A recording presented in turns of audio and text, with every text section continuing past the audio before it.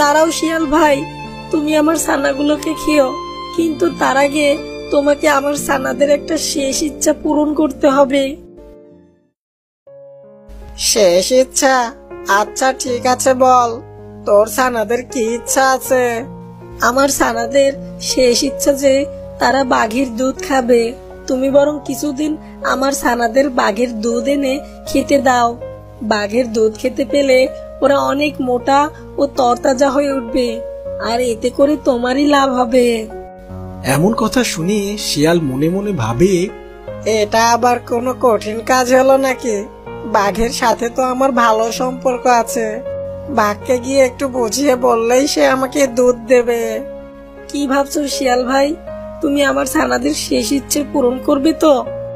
ঠিক আছে ঠিক আছে, আমি তোর ছানাদের শেষ ইচ্ছা পূরণ করব, তবে আমি কিন্তু তোর